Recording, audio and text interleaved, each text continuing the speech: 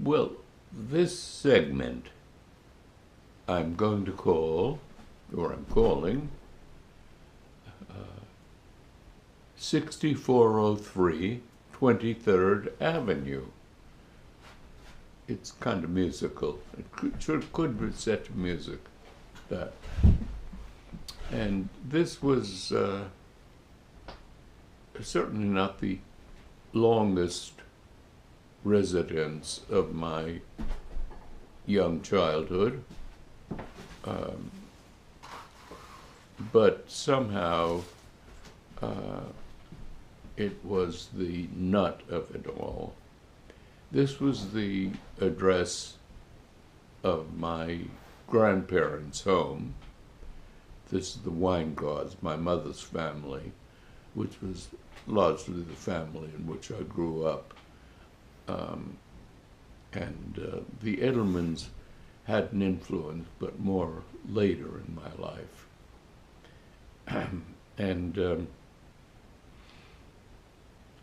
My grandfather, who had come from Poland to England, to America, and was a hard-working, ambitious man, and moved when they got to this country to the Lower East Side of New York, where the immigrants congregated at first, and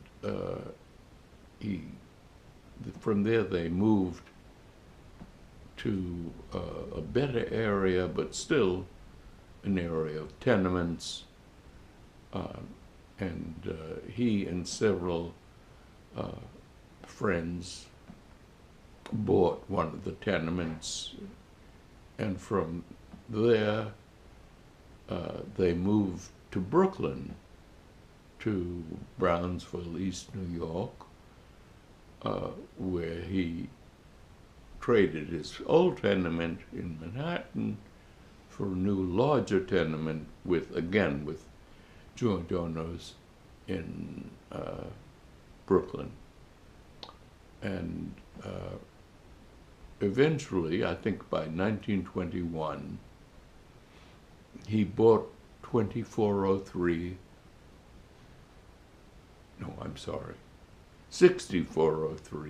23rd Avenue, which was a three-family house in a relatively new neighborhood.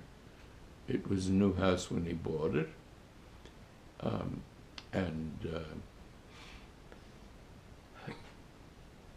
He and my grandmother, who still had growing adolescent children, had the large apartment on the ground floor, which also had a finished basement, and there were two apartments on the second floor, and eventually, when I was about, I think 3 years old, 2 or 3 years old, my parents moved into that back apartment on the second floor. And in retrospect, I don't think we stayed there as long as my sense of its influence on me was. But that's where I find that seed of my coming from infancy into childhood. And a lot of who we become occur in that period from 2 or 3 years old to 6 or 7 or 8 years old. And that's the period we lived there.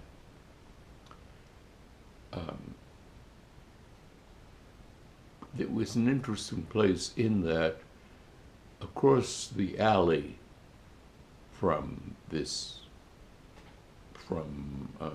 6403 23rd Avenue was the mirror image of this house, and it was owned by my grandfather's sister, Chippa, my great-aunt Chippa, who lived on the first floor in a large apartment with her assortment of children and her second husband, who was a tailor, who had a tailor shop not far away, right off the main avenue, Commercial Avenue, and Bay Parkway, which I believe was numerically 22nd Avenue. And in that same building were several of my grandparents, my grandfather's siblings. There was my great-aunt Flora, a hunchback, with a permanent tear running down one cheek, and her husband Jack, who was a very dapper fellow. I think there was some kind of arrangement to fish him in to marry that particular daughter. And then there was, in the back apartment,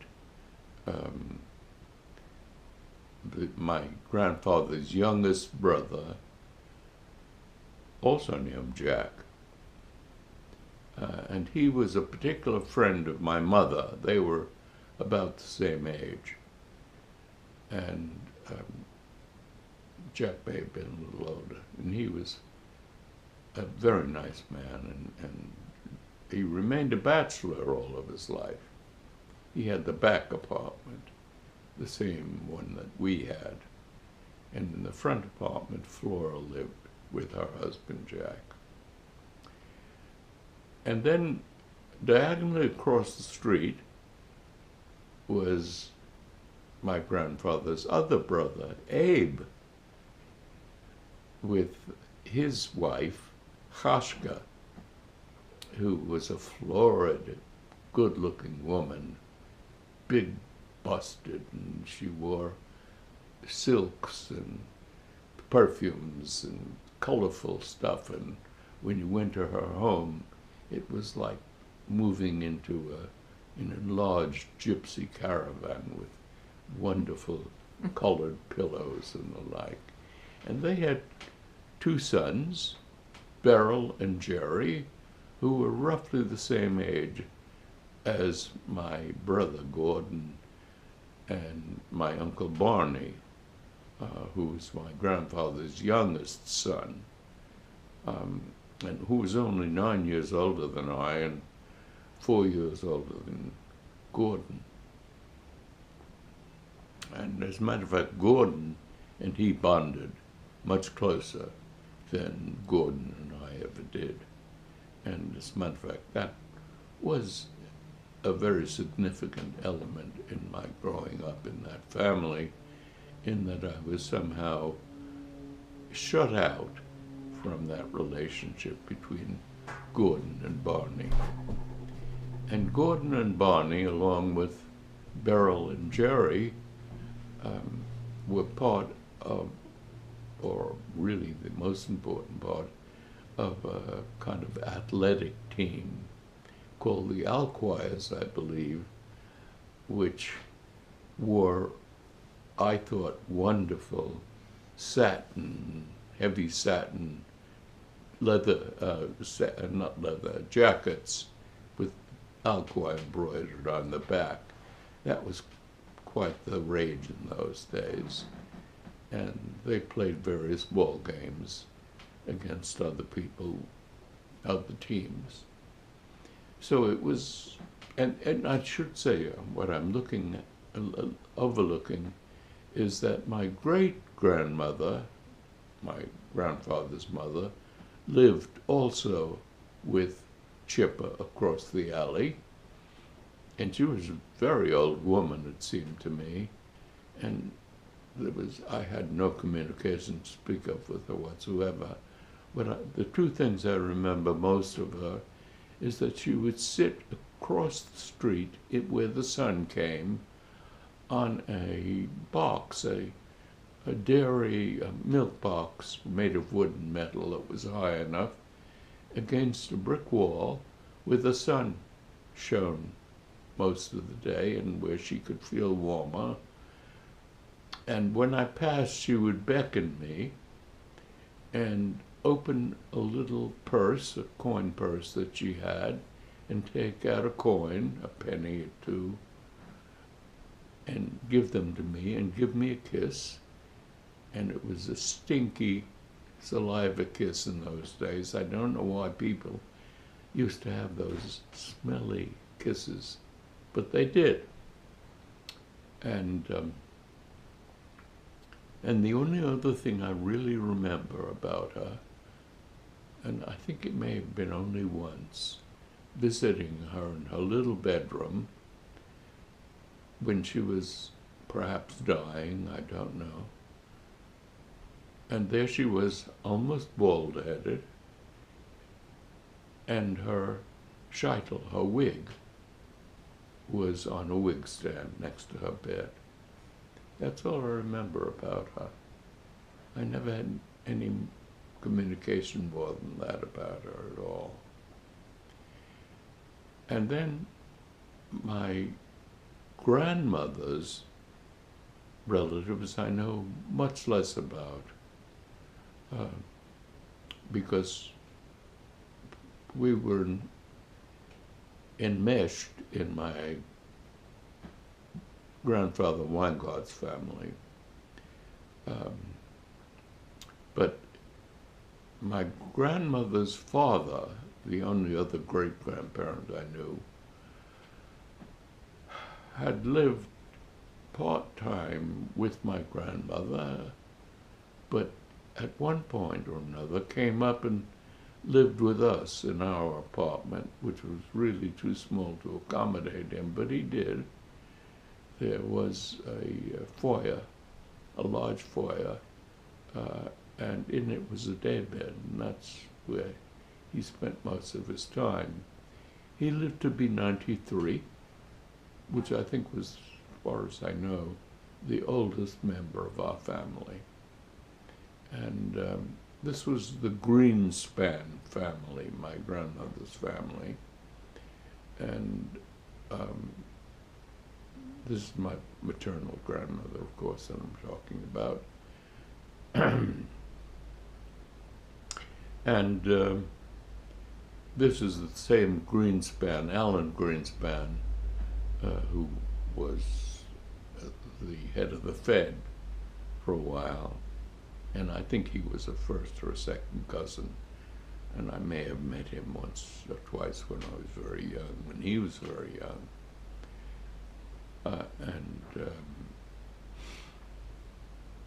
And I don't know much more about the Greenspan family. I wish I did, but I don't. I think we had some relatives who came to visit my grandparents, who were Greenspans, and I may have met them. And that was it with that family. I went to public school there at a relatively new and very well-run school, Piers 226. In those days, at least, the New York City public school system was quite remarkably good. And I went to kindergarten there, and then through third grade, through 3B, at which point we moved, but more of that later. And but so that if we moved when I was in third grade, at the end of third grade, it meant I must have been about 8 years old when we moved. And when we did move, no, that doesn't make any sense.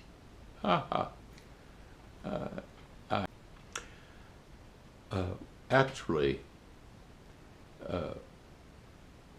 the information should be that we moved around the corner sometime when I must have been about 6 or 7, to 64th Street, to a somewhat larger apartment. And so I stayed at Piers 226, naturally. And then the next time we moved again, we moved to an apartment in a three-story apartment building right next to a series of cemeteries. There was a large stretch of Jewish cemeteries, very big, acres and acres of them, that must have been set up a century or so before, when land was cheap and these were not residential areas. They later became residential areas, and we moved to an apartment on the third top floor of this building next to these cemeteries. And in a sense, they were very good neighbors. They were very quiet. They didn't gossip. They just were there, and they were very nice. And we knew the boundaries between them. One of the things that happened was that on the second floor, same apartment, was the chazan, the cantor, of this very large and very estimable synagogue nearby, where my brother was studying for his bar mitzvah. So the accident of having the cantor on the floor below us was that he was able to train, and was happy to train, my brother, who had a very nice singing voice, for his bar mitzvah. And he did. And indeed, my brother had, I can still remember it, a magnificent bar mitzvah. He read it and sang it and did it, and he spoke his speech both in English and Yiddish, and the congregation, which was large in this big synagogue, old men were weeping. I can remember that, and I was quite impressed. And by contrast, mine couldn't have been a more a simpler bar mitzvah. Mine was much, and it wasn't there, it was elsewhere. My bar mitzvah, I was trained by the Young Israel, which was about a block and a half from where we had lived, and then they were a rather orthodox aspect of Judaism, and my bar mitzvah was held in a very little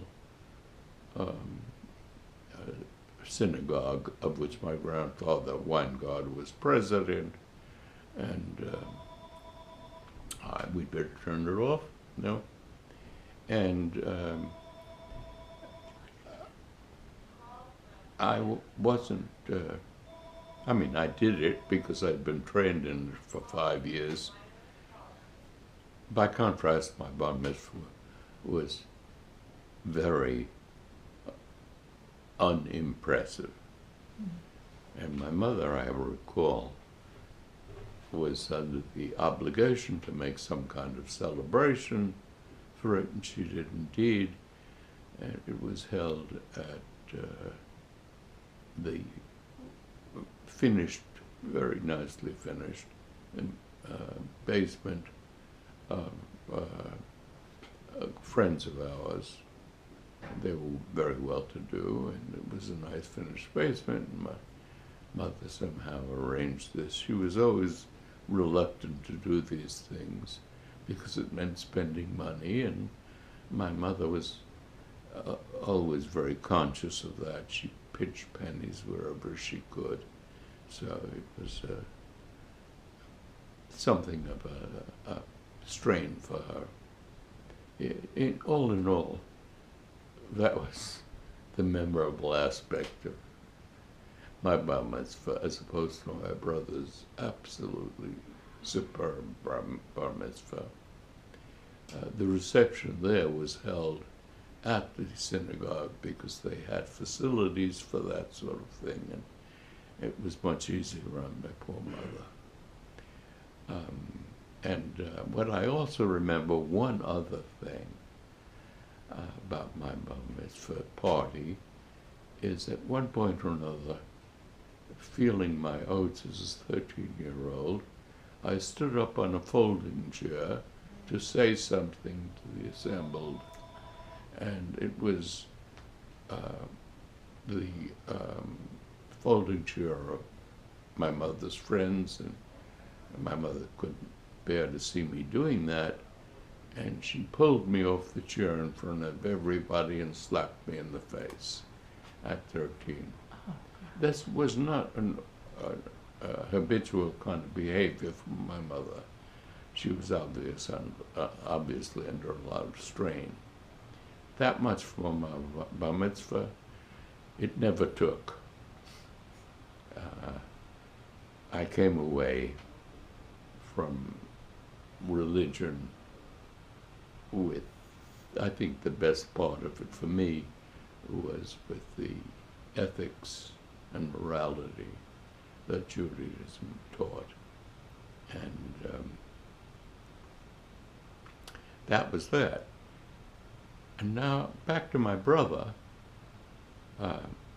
When I was 8, he graduated from PS 226, and it was he went to 8th grade, and so that's where and I remember sitting there in the graduation ceremony and the awards being given, and even at 8, I could not help but be impressed that my brother won all of the awards that were awarded to the students of that graduating class. And he moved on to Townsend Harris High School, which was the preeminent high school in New York City.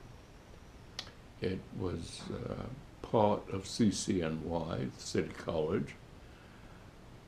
Interestingly enough, right across the street from where we had lived on 137th Street up in Hamilton Heights years before. At any rate, he went to Townsend Harris. And in a way, this was the high point of my brilliant brother's life. He began a descent from there. And the rest of his life became an accumulation of humiliation. So touchingly sad that his brilliance wore away, and he was married to Ruth, and they had 4 children, and they were divorced, and because he was difficult to live with, and he had trouble keeping up, and it was such a sad arc to his life. And I was going to say something I can't remember now. At any rate, during this time, we eventually moved to 1529 West 2nd Street, where we lived through most of my high school years. I left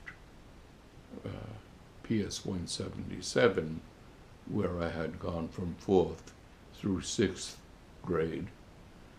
That was very close by. It was, as I recall then, a very old building, and I think it's still being used as a public school now. I might be wrong. I haven't been around there for several years. And from there I went to junior high school, Setlow Junior High School, which was about a half mile away from where we lived. And I could walk it, or I could catch the school bus, which I frequently missed because I had trouble with time, and I was frequently late and punished for it. And it was during this period that I began to develop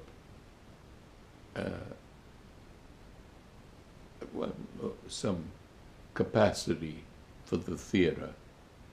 It was during this period in I think I was in my fifth grade. We were going to do a class play. And I remember having screwed my courage up to say to Mrs. Cochette's, our teacher in fifth grade, that I really had to be in this play. And so I got the lead role, which is that of,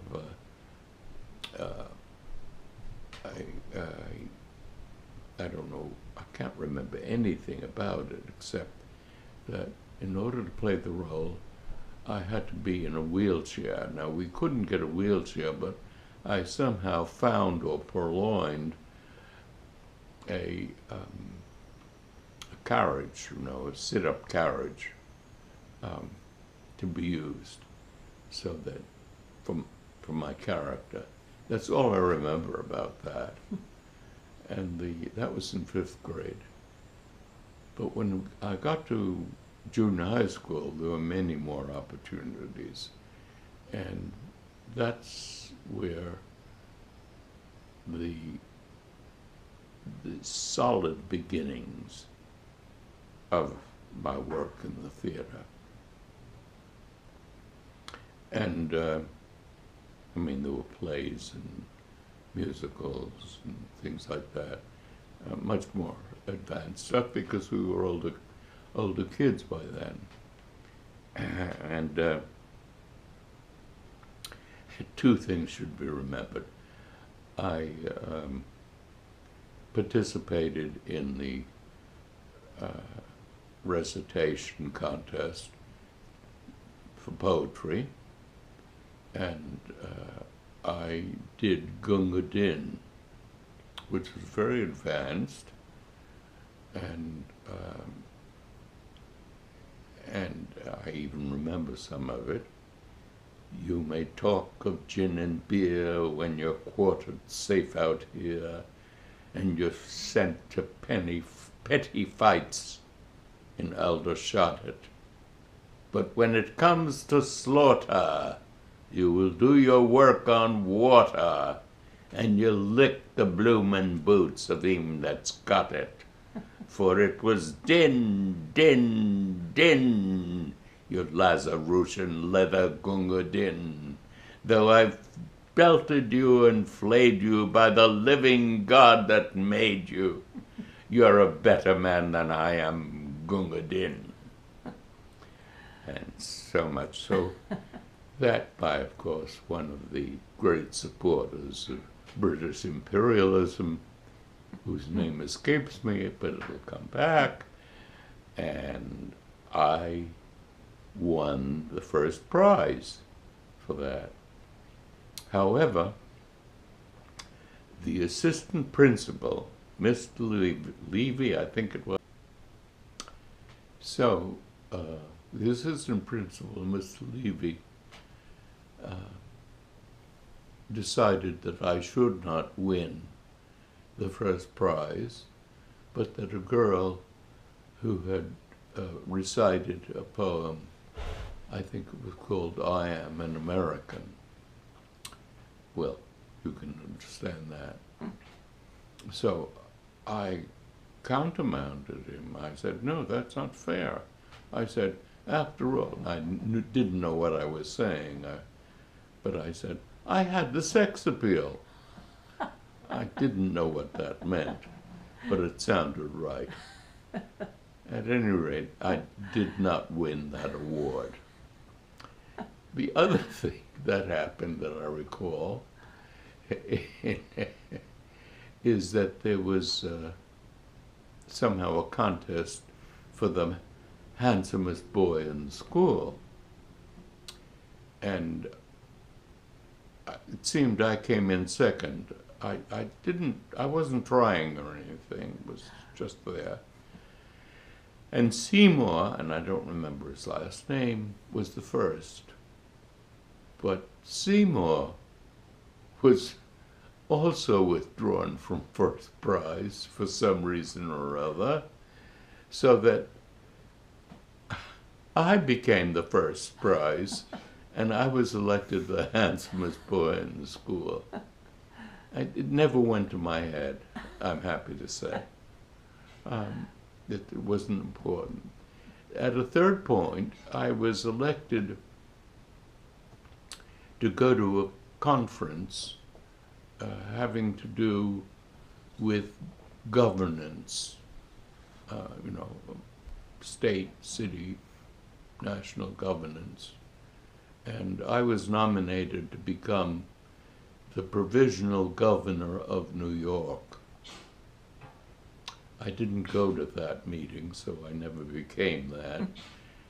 And it might have changed the whole course of my life, but it didn't. And so that was essentially what I recall. It was a good school. It was part of that, as I've said, that excellent New York City school system. And from there, I went to Lafayette High School for 3 years, because I had done junior high school, which took you through the first year of high school.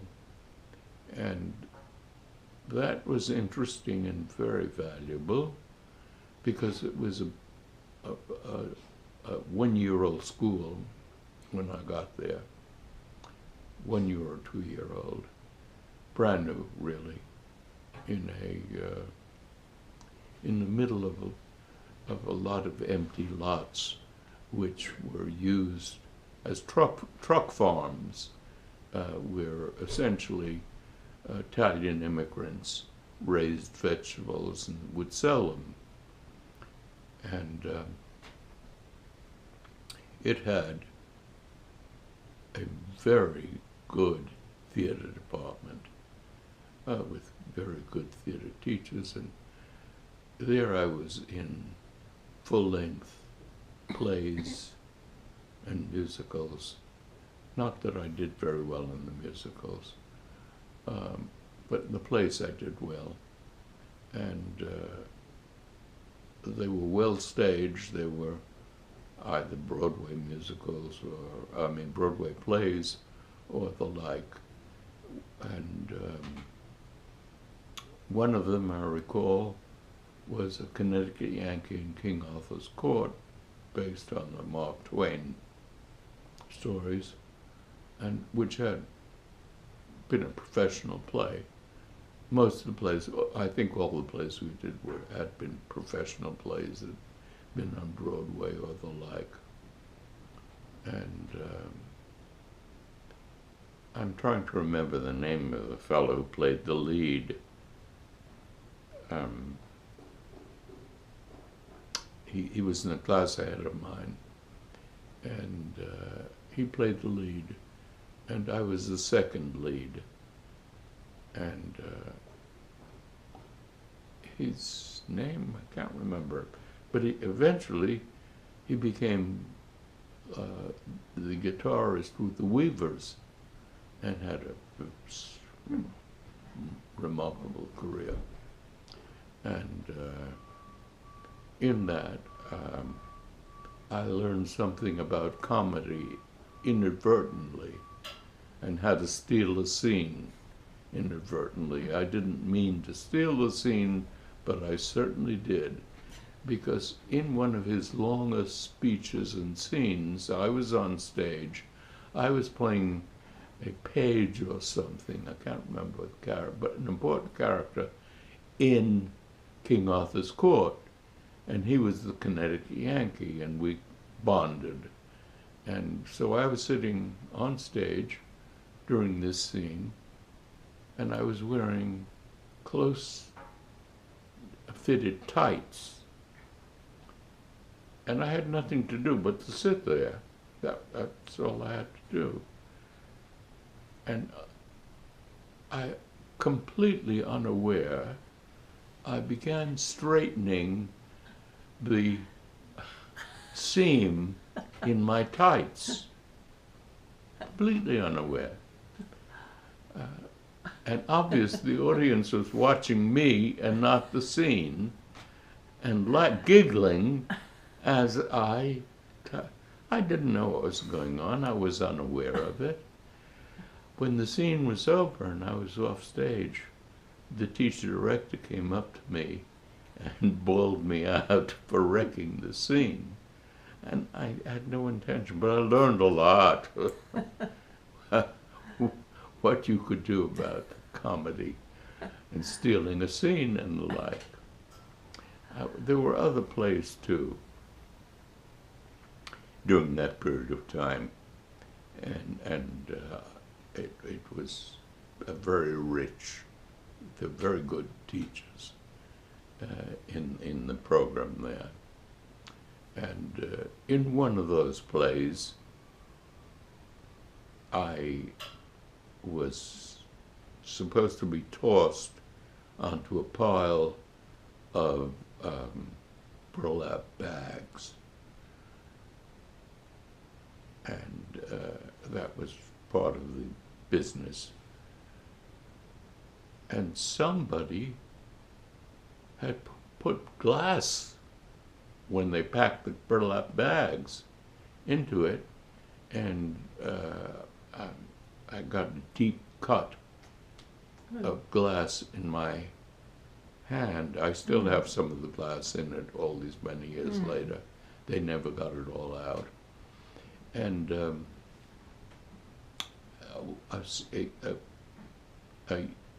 student in a class above mine was asked to take me over to the hospital nearby, to the emergency room, and he did. And he was, I don't remember if he was an actor or what, but he was a handsome, had beautiful profile, as I can recall, slender young man, a little older than I was, a year or so older. And he was African American, very light-skinned, with a very classic profile. And we got there to the emergency room, and I think it was a policeman sitting in shirt sleeves at the desk where you arrived, and he got my information and called somebody, and then he looked over at this young man who had brought me there and said, "And what are you doing here, George Washington?" And it was the first time I had confronted that kind of ugly racism. I didn't respond. I didn't know how to respond. I wasn't trained to respond at that point. But I certainly felt it. And while I'm at it, I should say there's another time when racism I knew no blacks because we didn't live in neighborhoods, and there was a much more deep separation of the races at that point, 80 years ago. Then there was no, but I had no black friends. They never came to our neighborhoods, to our schools. He was the first one I encountered. But earlier on, I remember playing in the hallway at 6403 23rd Avenue. There was a nice bright hallway outside our front door with skylight, and it, being my grandparents' building, it was meticulously clean, and I was playing on the floor, and I must have been 6 years old or so. And a black man came up the steps from the outside, and I turned to the open door in our apartment and said, "Mom, the nigger is here." And I couldn't have learned that anyplace else but my family. And my mother came out and was clearly embarrassed and apologized to the man. But those were the two earliest elements I had confronting racism. It's been a long road since then to this. We can stop